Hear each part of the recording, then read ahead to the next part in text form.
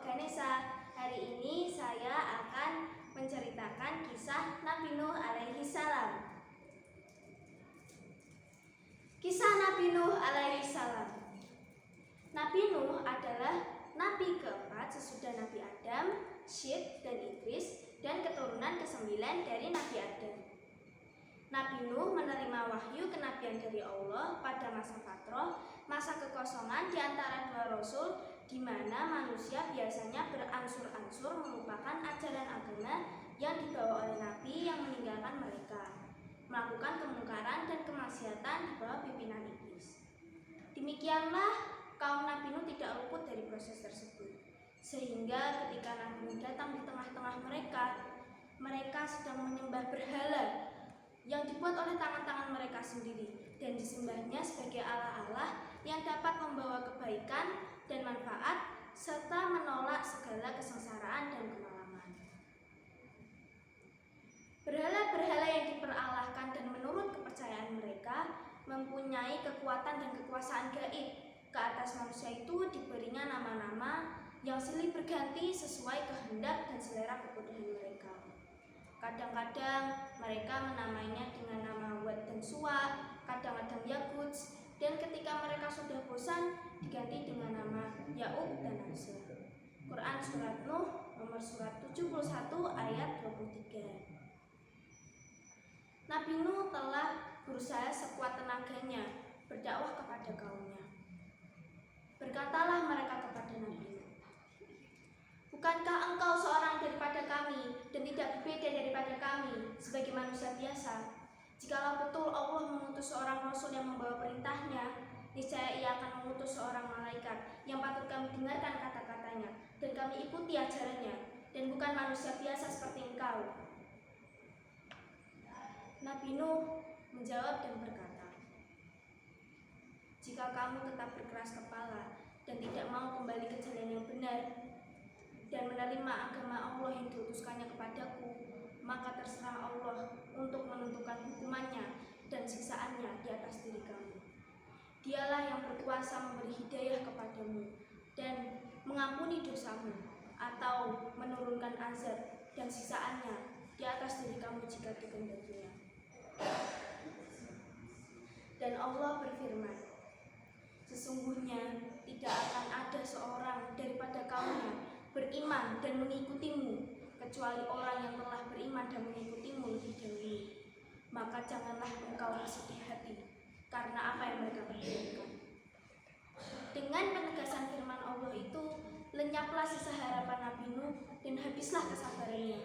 Ia memohon pertolongan kepada Allah untuk menurunkan azab kepada kaumnya yang berkepala batu seraya berseru, "Ya Allah, turunkanlah azab kepada orang-orang kafir itu agar dia tidak hidup dan tinggal di atas bumi ini." Setelah menerima perintah Allah untuk membuat kapal, segeralah Nabi Nuh mengumpulkan para pengikutnya dan mulai mereka menyelesaikan pembinaan kapal. Namun Nabi Nuh mendapat ejekan dan cemoohan dari kaumnya. "Wahai Nuh, sejak kapan kau menjadi tukang kayu dan membuat kapal? Bukankah engkau seorang nabi dan rasul menurut pengakuanmu? Kenapa sekarang menjadi tukang kayu dan membuat kapal?" Ejekan yang diterima oleh Nabi Nuh dengan berkepala dingin dan tersenyum seraya berkata, "Baiklah, tunggulah saatnya nanti. Jika kamu sekarang mengejek dan mengolok-olok kami, maka akan tiba saatnya kelak kami akan mengejek kamu, dan akan kamu ketahui untuk apa kapal yang kami siapkan ini. Tunggulah saatnya azab Allah yang menimpa atas diri kamu." Setelah Nabi Nuh menyelesaikan pembinaan kapalnya, Nabi Nuh menerima wahyu dari Allah. "Siap-siaplah engkau dengan kapalmu. Bila tiba perintahku dan terlihat tanda-tanda daripadaku, maka segeralah angkut bersamamu ke dalam kapalmu dan kerabatmu, dan bawalah 2 pasang dari setiap jenis makhluk yang hidup di bumi, dan berlayarlah dengan izinku." Kemudian tercurahlah dari langit dan bumi air yang sangat deras, yang dalam sekali mata telah berubah menjadi banjir yang melanda seluruh kota dan desa, yang mengenangi daratan yang rendah maupun yang tinggi, sehingga tidak ada tempat yang berlindung kecuali kapal Nabi Nuh yang telah terisi penuh oleh para orang mukmin dan pasangan makhluk yang diselamatkan oleh Nabi Nuh atas perintah Allah. Dengan iringan Bismillah majroha wa mursaha, berlayarlah kapal Nabi Nuh menyusuri lautan air. Di kanan kiri kapal terlihatlah orang-orang kafir bergelut melawan gelombang yang siap menerkam mereka ke dalam lipatan gelombang-gelombang itu. Tatkala Nabi Nuh berada di atas benda kapal, terlihatlah olehnya tubuh putra sulungnya yang bernama Kan'an timbul tenggelam, dipermainkan oleh gelombang yang tidak menarik belas kasihan kepada orang-orang yang sedang menerima hukuman Allah. Pada saat itu timbullah rasa cinta dan kasih sayang seorang ayah kepada anaknya yang sedang dalam berada kecemasan menghadapi maut di tengah gelombang. Nabi Nuh terdorong oleh suara hati kecilnya dan berteriak sekuat suaranya memanggil putranya. Wahai anakku, datanglah engkau kemari dan gabungkan dirimu bersama keluargamu. Bertobatlah engkau, berimanlah kepada Allah agar engkau bisa selamat dari terhindar bahaya maut yang sedang engkau menjalani hukuman Allah. Kan'an, putra Nabi Nuh yang telah terkena racun setan dan hasutan orang-orang kafir, menolak dengan keras ajakan ayahnya dengan kata-kata yang menentang. Pergilah, jauhilah aku tidak sudi berlindung di atas gada kapalmu. Aku akan berlindung di atas bukit yang tinggi yang tidak bisa digapai oleh air bah ini.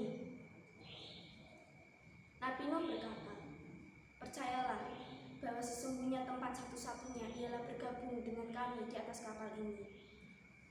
Masa tidak akan benar yang dapat melepaskan diri dari hukuman Allah kecuali orang yang telah memperoleh rahmat dan keampunannya. Setelah Nabi Nuh mengucapkan kata-katanya, tenggelamlah Kan'an di sambar gelombang. Setelah air bah itu mencapai puncak keganasannya dan habislah para orang-orang kafir dan zolim sesuai kehendak Allah, surutlah air diserap oleh bumi dan bertambatlah kapal Nabi Nuh di atas bukit Judi. Dengan iringan perintah Allah kepada Nabi Nuh, turunlah wahai Nuh, engkau dan para orang mukmin yang menyertaimu, dengan dilimpahi barokah dan inayah dari sisiku bagimu dan bagi umat yang menyertaimu. Al-Quran menceritakan kisah Nabi Nuh dari 43 ayat dari 28 surah. Di antaranya surah Nuh dari ayat 1 sampai 28 dan surah Hud dari ayat 27 sampai 48 yang mengisahkan tentang dialog Nabi Nuh dengan kaumnya, perintah pembuatan kapal, dan banjir yang melanda di atas mereka. Pengajaran dari kisah Nabi Nuh alaihissalam bahwasanya hubungan antara manusia yang terjalin karena ikatan persamaan dan penamaan akidah adalah lebih berkesan dan lebih erat dibanding hubungan yang terjalin karena ikatan darah atau kelahiran. Kan'an yang putra kandung Nabi Nuh oleh Allah dikeluarkan oleh bilangan keluarga ayahnya karena ia menganut kepercayaan dan agama yang berlainan dengan apa yang didakwakan oleh ayahnya sendiri. Maka dalam pengertian inilah dapat dipahami firman Allah di dalam Al-Quran yang bermaksud sesungguhnya para mukmin ialah bersaudara. Demikian cerita Nabi Nuh alaihissalam. Semoga kita dapat mengambil hikmah dan manfaatnya. Alhamdulillahi